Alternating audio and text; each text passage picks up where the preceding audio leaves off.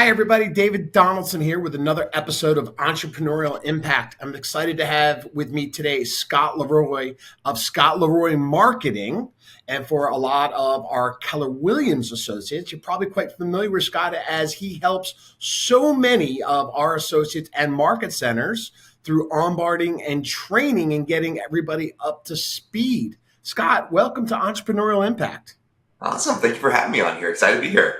Yeah, listen. For those now, some people know who you are. At least they might know your organization, right? You've been around a little while, but I don't think anybody has seen you face to face. And you and I go back quite some time now. I think you even had hair back then. I'm not quite sure. No, I'm just kidding. I managed to hold on to mine. I don't know how. But Scott, let's just got to give everybody a little bit about you, your organization, and how you got into what you're doing for your small business side of things.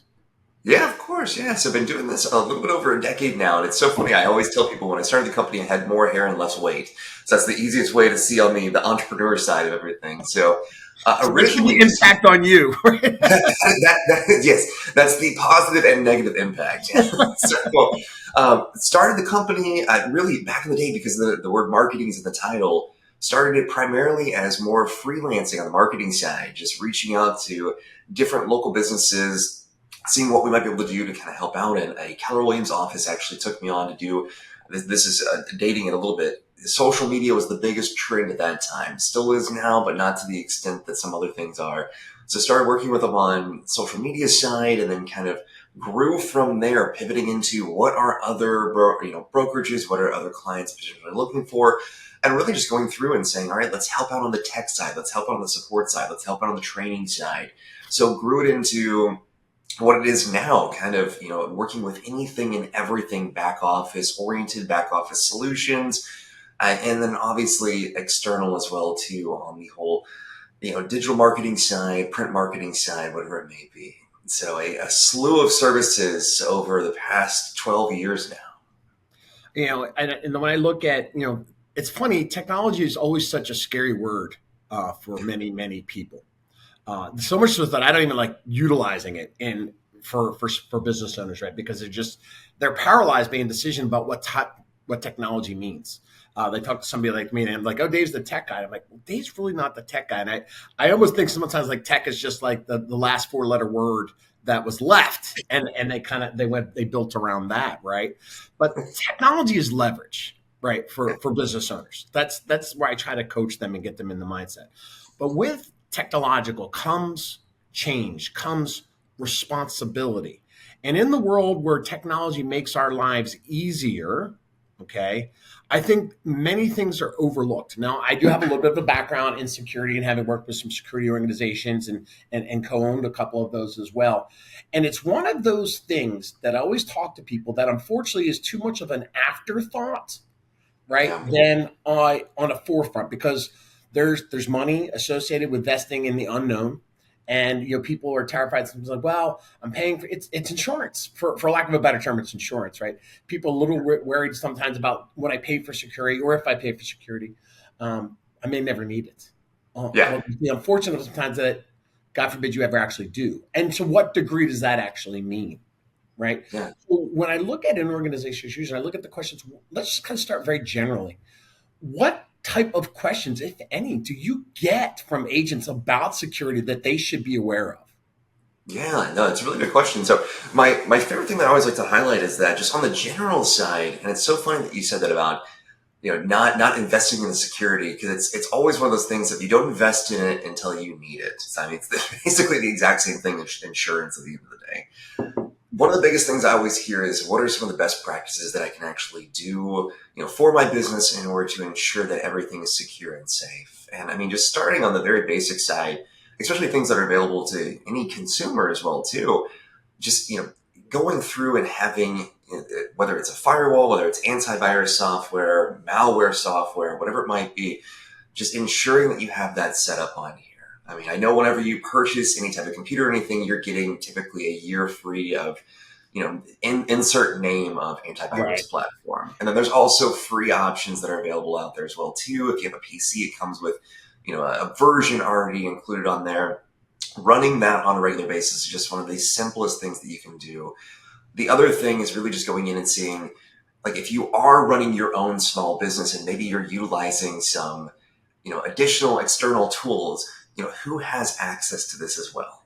So if you're going into that and saying, here's the control of for my email, for my website, for, like we were talking about before, social side, anything that is your digital footprint, who has access to that? And then more importantly, if something does happen, or if there's a bad actor or something occurs, you need to remove access, what are the protocols and how quickly can you actually remove that? And then I'll probably say that the final thing on there that I always love to talk to everyone about is, how are you backing up your data in case something occurs? So I always tell anyone I chat with, bare minimum, back up everything on a 30-day basis. Just have a month worth of data on there saying, hey, if it is, November 30th or whatever it might be, then on December 30th, we're going to back it up again too. Just have that cadence going so you know that you've got everything prepped and ready to go. We do it a little bit more intensely over here. We back up everything on a daily basis, but in this case, at least having a monthly log will help out tremendously. So those are probably my top 3 things that I always encourage everyone to take advantage of, just on a very generalized option.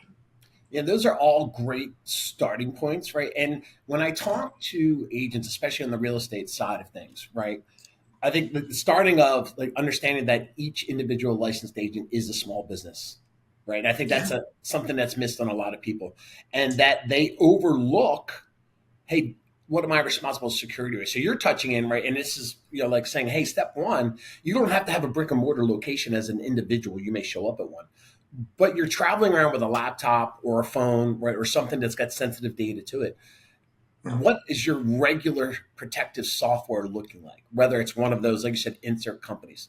Secondarily, password protection. I mean, it sounds simplistic. I think people hear cybersecurity and they think sexy protocols. They think of like Mission Impossible and Top Cruise dropping down in the clean room, right? Because that's like, there's a coolness factor.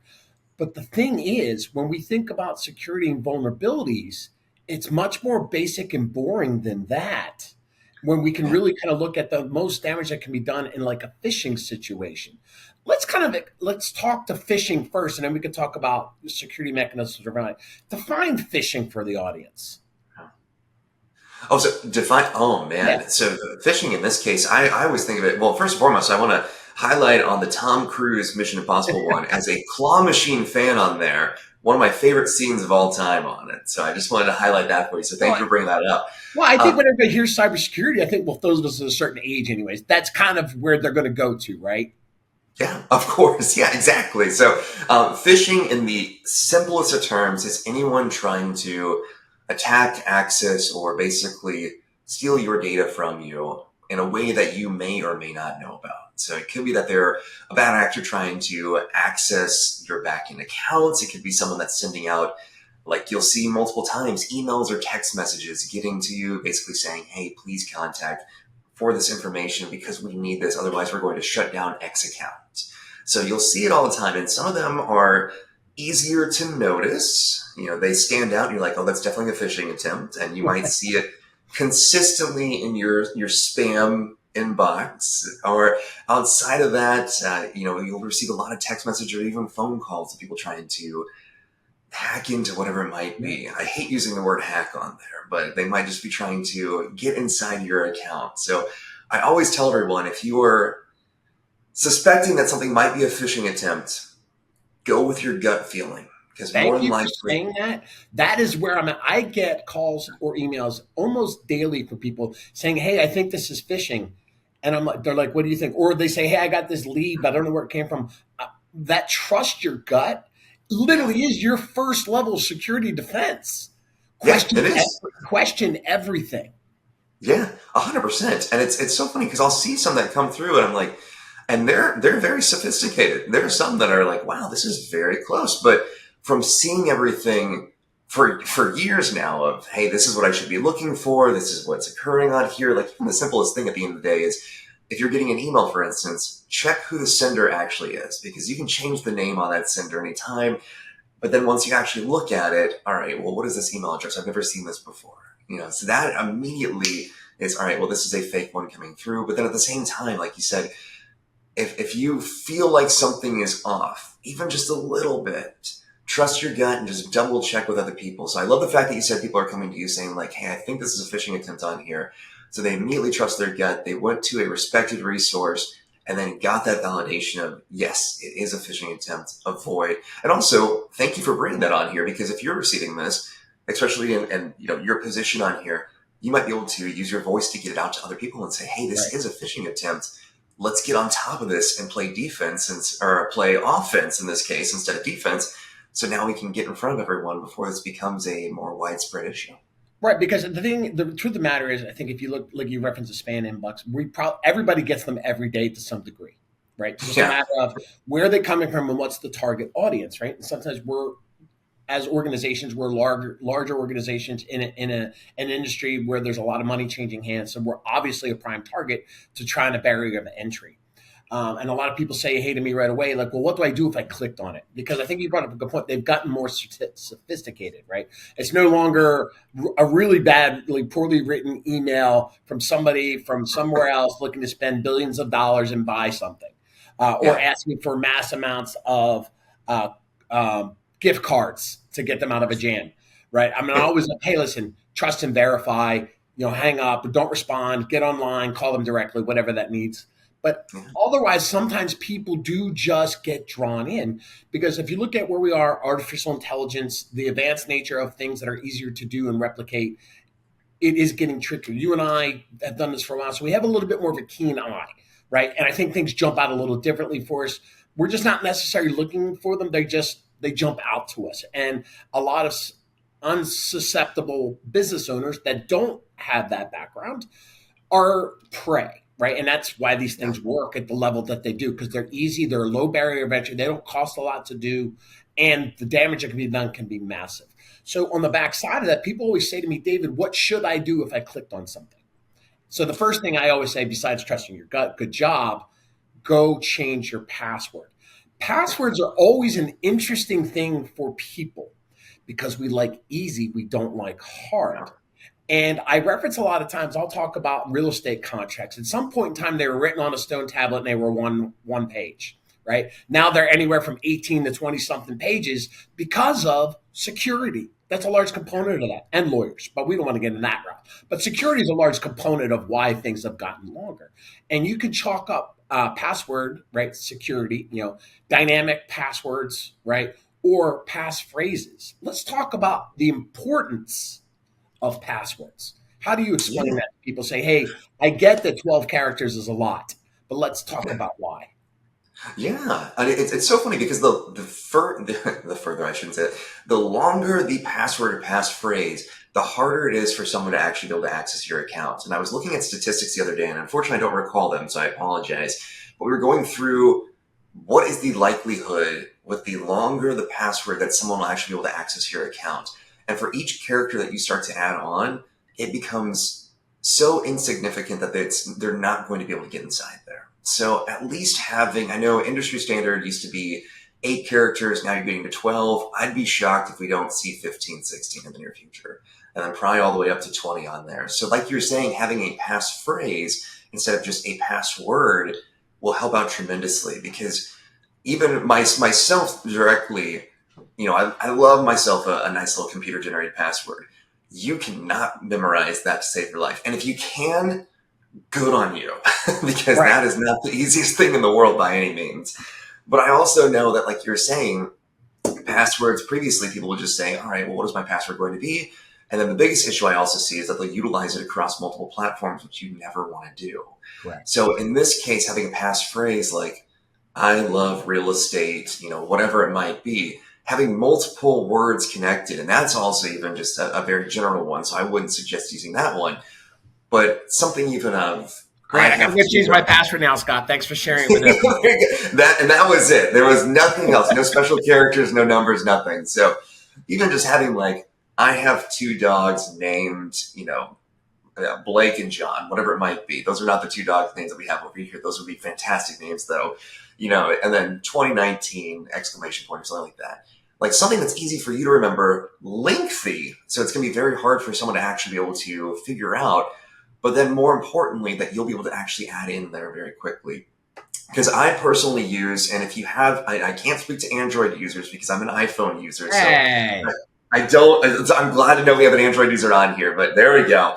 So on my iPhone, obviously I have a password locker on there. I also, our company invests in password lockers as well too. So I have everything saved. So me having to memorize my passwords is a moot point in this case because I have my password locker that is, two-step authenticated. I'm able to get inside. I can just automatically populate it, which is fantastic.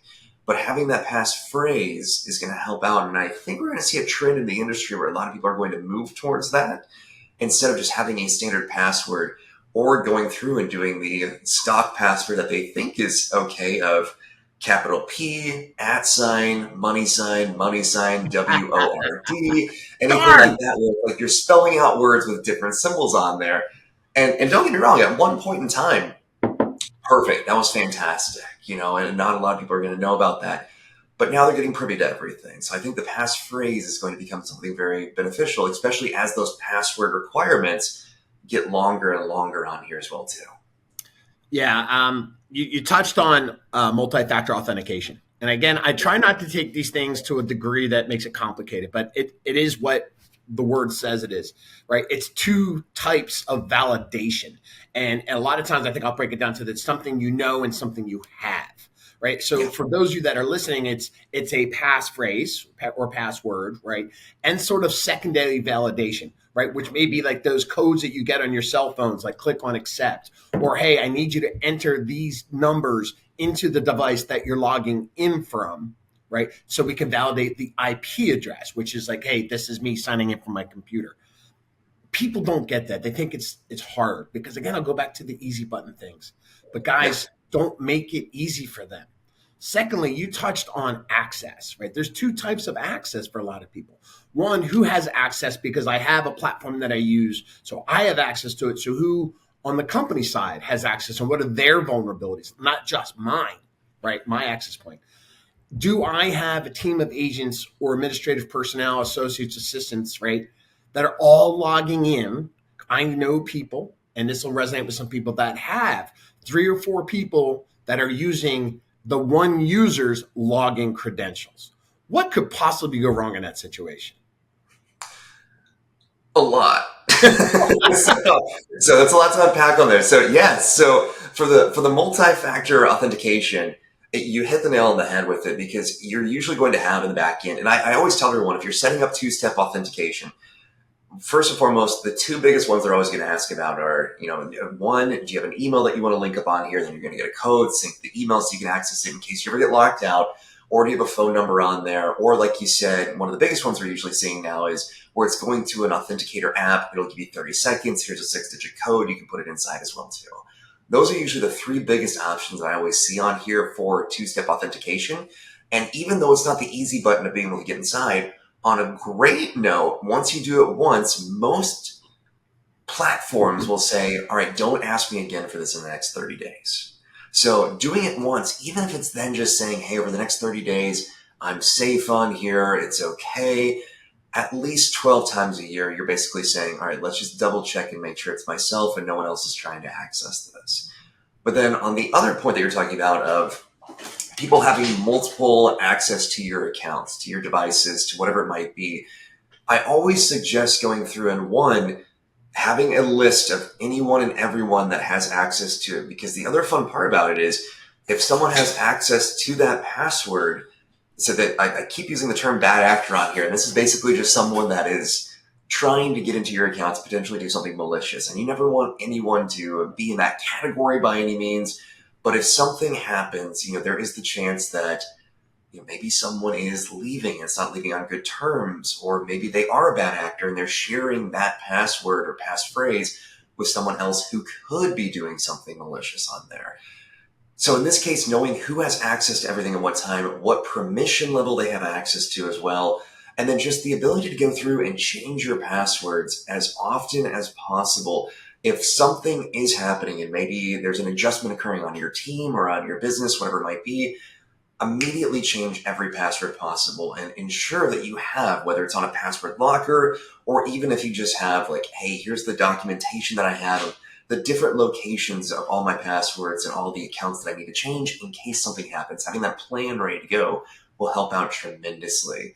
And I normally suggest changing passwords every 90 days. That's kind of the industry standard on there. Once again, like I was talking about before, with 12 characters being the industry standard now, I can imagine we're going to see, as the password and passphrases character limit increases, the amount of time that you have to change the password is probably going to decrease. So I can imagine seeing 60 days as the industry standard, then 30, then who knows, maybe 2 weeks or so.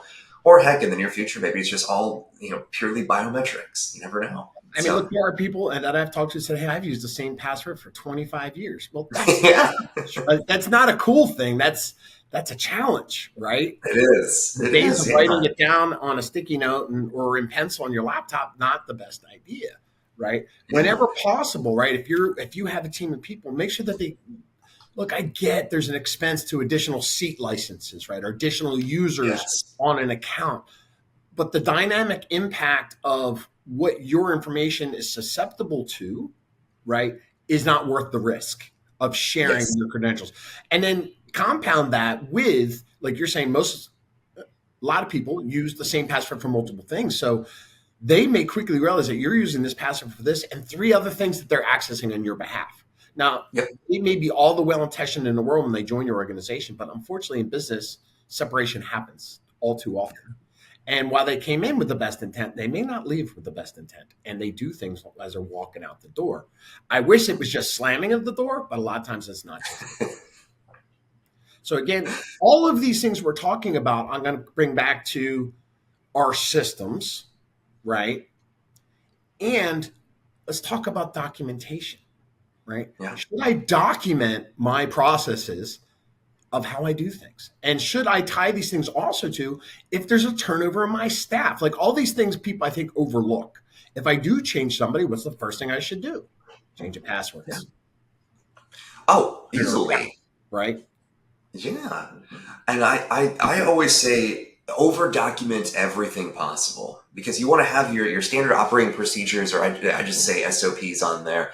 So that way, like you said, if there is a little bit of turnover in staff, if something occurs, if you need to make immediate adjustments, you know exactly where everything is, what needs to be done on here. So having any type of documentation or checklist on there is going to be extremely crucial. And heck, even in this case, just knowing what you're going to do on a daily, weekly, monthly type basis will help out tremendously. So the more that you can over document, and the biggest thing on there is make sure that whatever documentation you have is also shared with proper people, or that it's under lock and key where, you have to have, the actual access to get inside there. And it's not just public facing. You never want it to be public facing on here. That is one of the biggest things I will highlight. Yes. But having that documentation will help tremendously.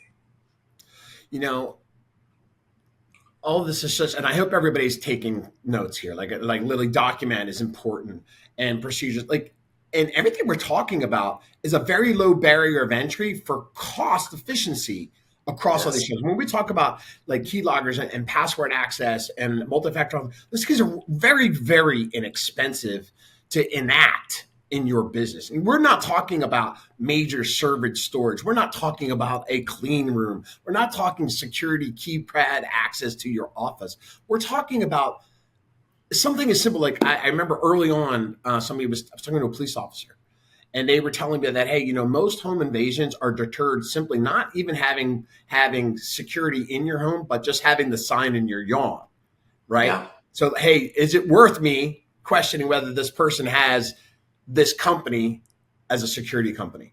The sign says they do. Do I want to risk it, or do I want to go to the next one? That's the same type of concept here. You put those things in place to protect you, right? Those procedures, password changes, right? And then the other things that have to come into play, whatever platforms you're using in your business, right? You need to understand that to a degree, because then there's another side of it. How does it impact my business if my systems go down, right? Because our partners sometimes might have an issue that affects my business. Can I run my business? So let's talk about that for a minute. What steps should I take to know how to run my business if I can't gain access to something?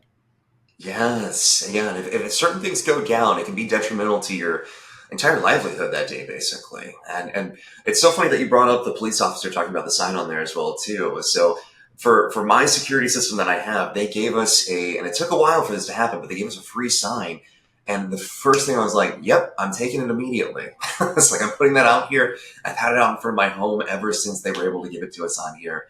And it's helped out because, ironically enough, and it's horrible saying this, but the home across the street from myself had something stolen from them. And I was actually able to see everything from our security camera. And I can imagine, now that you're saying that, because my sign was out there and lit up, they may have avoided our home just because of that. You never know. You don't know. And that's the investment in security without knowing, is security actually doing its job versus not adding anything at all. Yep. And and back to your other point on there, just investing in even something as simple as separate email addresses for everyone on my team. If you're going through a platform like Google Workspace, through Outlook, whatever it might be, it's a minimal cost for the peace of mind that it's going to provide.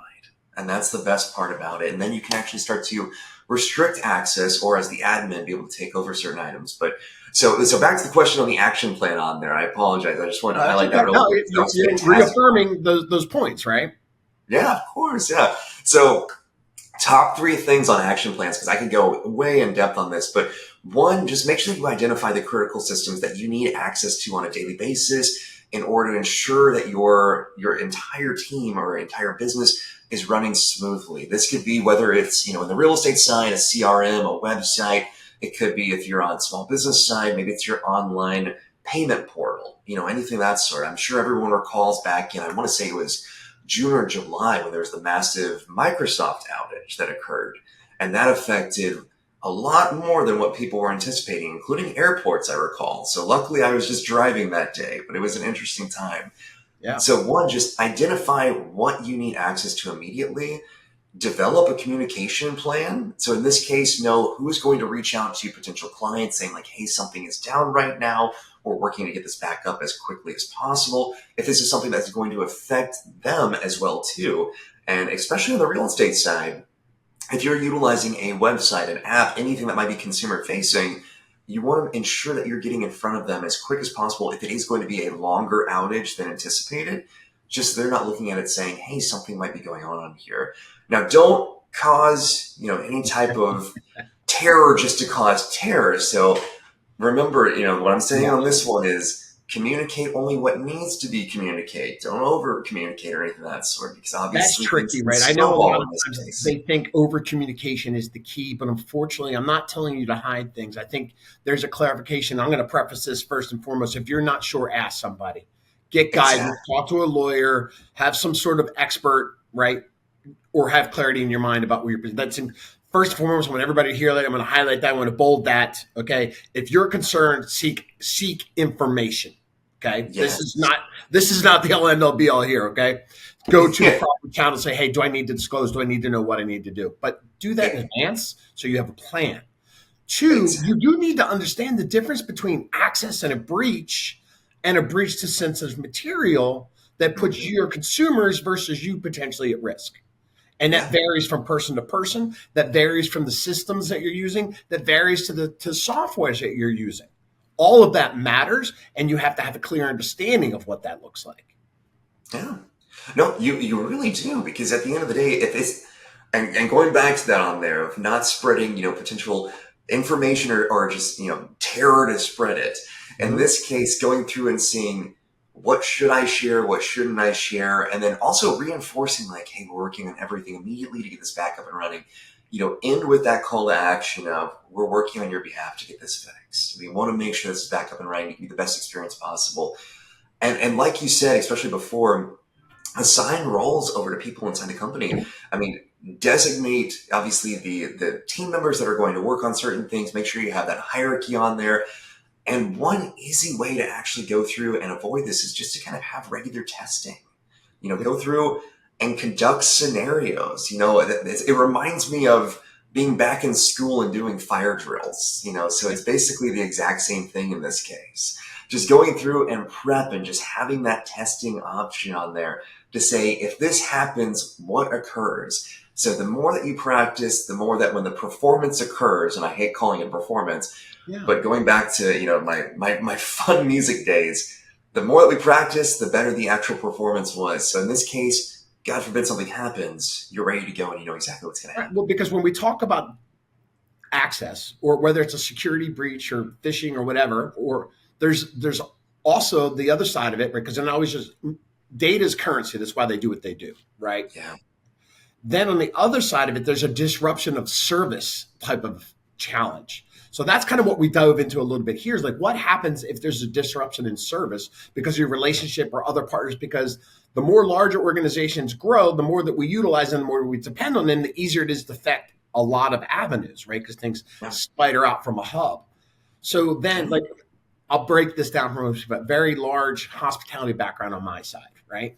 When power outages would go down, or micros terminals would go down, or our computer systems would go down, how do we get payment? We had to go back to credit cards, paper, right?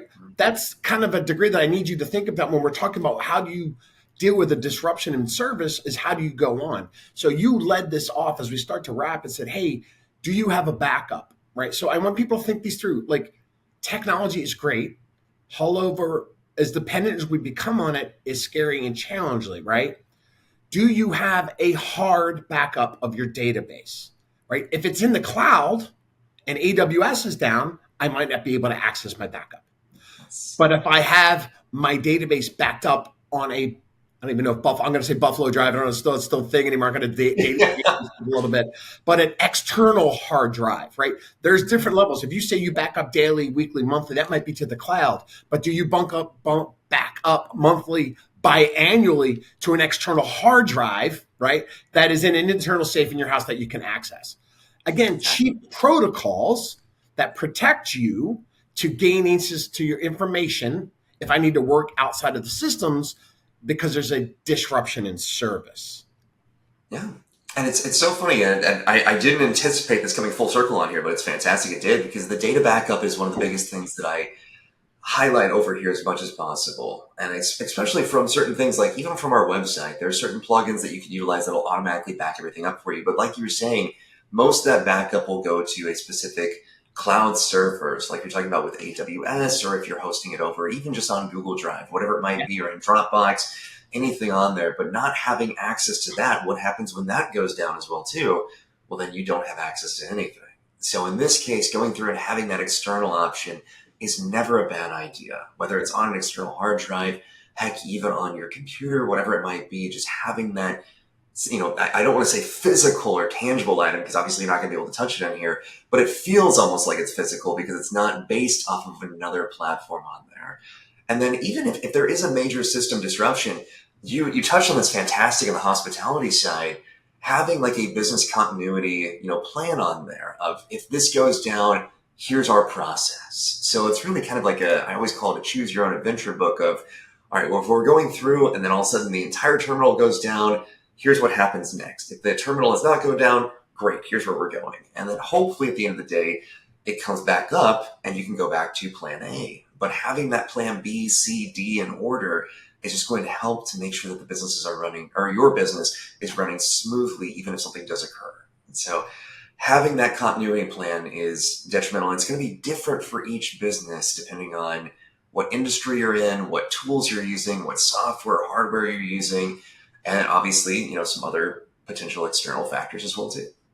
Well, listen, Scott, I really appreciate you joining us today on a really important topic. I know we're coming off the heels of what was Cybersecurity Month, right? That was October, and we're just a little bit in November, but that's okay. I hope for those of you that are listening, take this conversation to heart. Like, this is not, I hope, I'm not telling you to document everything we did, but I want you to start a conversation. I want you to look at your procedures, because I think, unfortunately, a lot of people don't have them. I want you to start asking questions of yourself and your business partners about, hey, how are we handling these things? How are you handling those things? What should I be doing internally, right? Look at things that we talked about, multi-factor, right? Password generators, right? What barriers of security do I have in place? What turn of external systems do I have if I have a disruption to service? And how do I react if, by goodness, something or somebody acts something into me with malicious intent? Well, Scott, thank you for joining us. Everybody else at home, have a great week, and we look forward to the conversations that you're having, and join us on another episode of Entrepreneurial Impact next week. Thanks, Scott. Thank you.